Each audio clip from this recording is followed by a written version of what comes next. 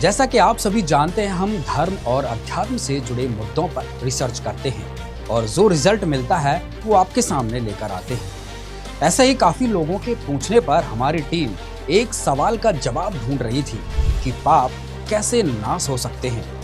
उस पर हमें कुछ संतों और कथावाचकों के वीडियो मिले, उनको सुना, देखा, फिर वेदों और गीता से भी मिलान किया। उसका फाइनल रिजल्ट अब आपको दिखाते हैं।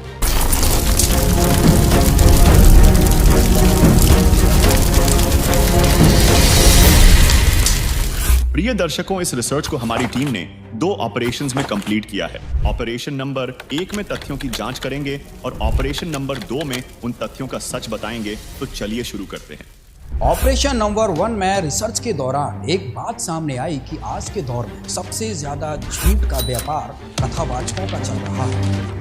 झूठ की इस मंडी में सौदागर कोई और नहीं, हम हिंदू ही हैं, जो इनके सफेद झूठ को लाखों करोड़ों रुपए देकर खरीद रहे हैं। रुपए ही नहीं, हमने अपना जीवन ही इन पर कुर्बान करके बर्बाद कर दिया है। इन कथावाचकों के द्वारा बताए गए एक एक झूठ को सत्य मानकर अपनी जिंदगी का आधार बना लिया। लेकिन इनसे मिला क्या? कभी आपने इस पर विचार किया? आपने कभी विचार नहीं किया होगा, लेकिन अब आपको हम दिखाएंगे आपको मिल क्या रहा है और आपको मिलना क्या चाहिए। आइए शुरू करते हैं और सबसे पहले बात करते हैं देवकीनंदन जी की। जी हाँ, हिंदू कथावाचक देवकीनंदन ठाकुर जी को आज कौन नहीं जानता।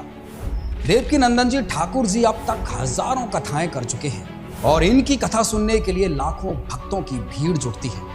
ये अपनी कथाओं में जनता को क्या ज्ञान देते हैं, अभी आपको दिखाते हैं। आज की वीडियो देखकर जो सचमुच भगवान से प्रेम करता है वो जरूर अपने जीवन की दिशा को भगवान की ओर मोड़ लेगा, और जो सब कुछ समझकर भी विचार नहीं करेंगे उनके लिए कबीर साहिब जी की वाणी है, जानबूझ सांची तजे, करे झूठ से ने, ताकि संगत है प्रभु स्वप्न में भी न दे।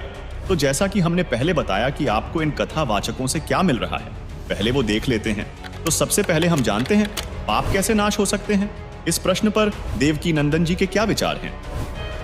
जितने लोगों का दिल दुखाया है उन सबको याद कर करके पार्थिव शिवलिंग का निर्माण करो। अब तक जो अपराध हुए हैं उन सब अपराधों को याद कर करके आप पार्थिव शिवलिंग का निर्माण करो। जिन जिन पापों को याद करके आप पार्थिव शिवलिंग का निर्माण करेंगे वो पाप उसी एक शिवलिंग के साथ जलकर भस्म हो जाएगा। इस वीडियो में देवकीनंदन जी बता रहे हैं शिवलिंग बनाने के साथ साथ पाप भी भस्म हो जाते हैं। अब दूसरी वीडियो में देखते हैं। जन्म जन्मांतर के पापों को नष्ट करना चाहते हैं तो मात्र 1 लोटा जल शिव जी पे नित्य चढ़ाओ। तुम सिर्फ अपनी लगन के साथ शिवलिंग पर जल चढ़ाते रहना। मात्र 1 लोटा साधारण सा जल शिव जी पे चढ़ाते जाओ। मैं वादा करता हूं तुम्हें अपने किसी भी बात का जवाब नहीं देना होगा। देवकीनंदन जी ने 2 वीडियो में 2 अलग अलग समाधान बताए।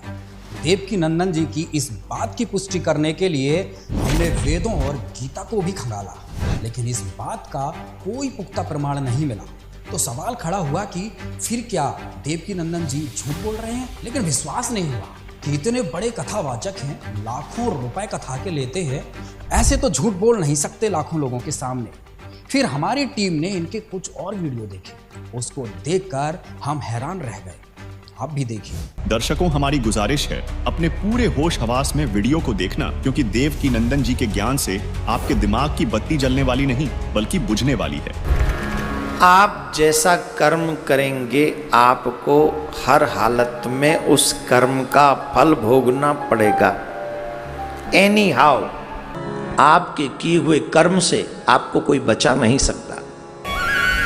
हमारे शास्त्रों में कहा है तुम्हारे कर्म का फल तुम्ही को भोगना पड़ेगा।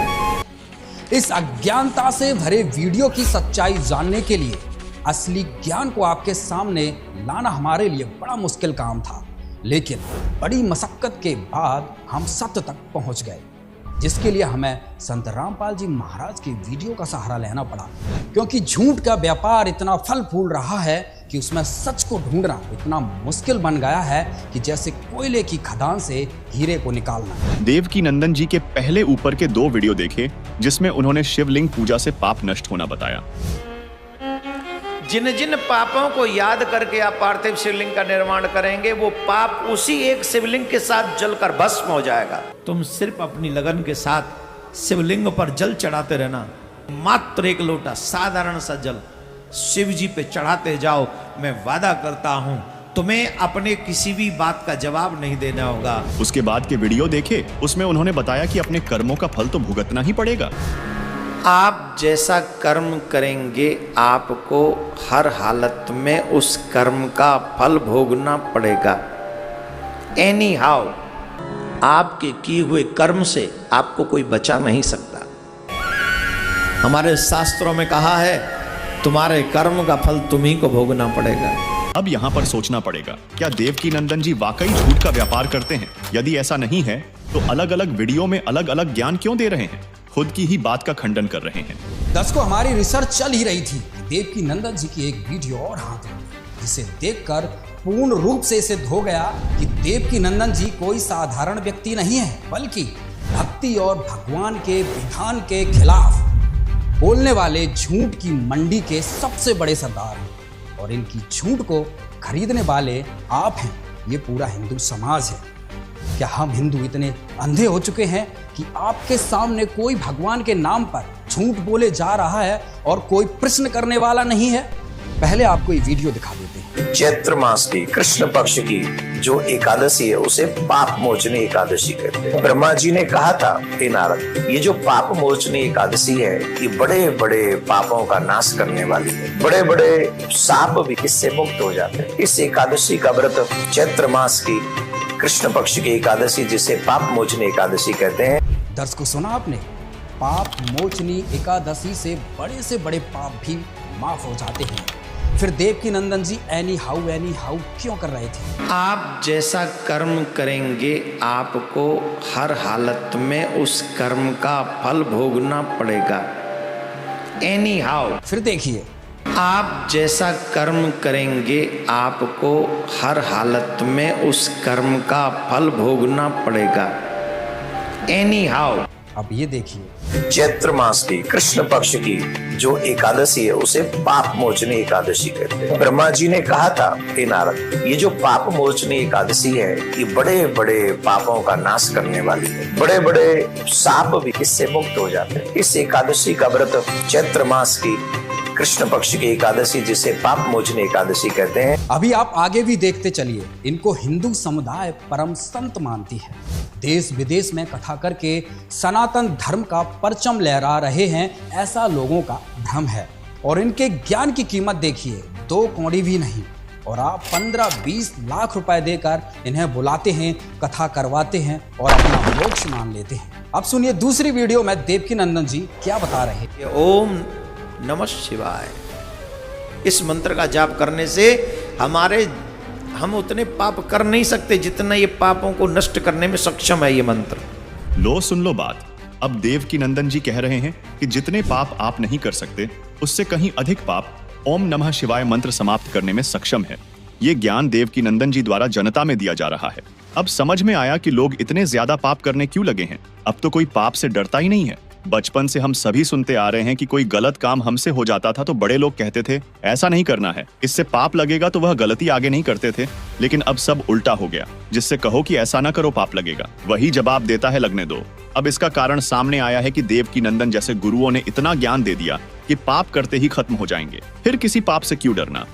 और जब आपके पाप कर्मों का फल मिलने लगेगा तब देवकी नंदन जी आपको ये बोलेंगे, सह लो ये सोच के कि मेरे ही पापों का फल होगा। अच्छा है मेरा प्रारब्ध कट जाएगा। थोड़ा सा भी बुखार आ जाए पूरी दुनिया को फोन कर करके दुखी कर देते। अरे सह लो, प्रारब्ध है, क्या जरूरत है दुनिया में ढिढोरा पीटने की, कोई आवश्यकता नहीं है। दर्शकों, देवकी नंदन जी की ये बात सुनकर यदि कोई व्यक्ति वाकई में भक्ति और भगवान को चाहने वाला होगा तो ये बात सुनकर उसको हार्ट अटैक आ सकता है, सदमे में जा सकता है।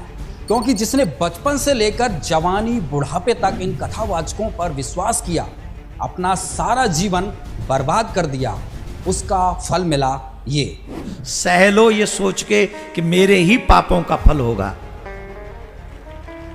अच्छा है मेरा प्रारब्ध कट जाएगा। दर्शकों, जैसा आपको पहले कहा था, इस झूठ को खरीदने वाले सौदागर आप ही हैं। इनके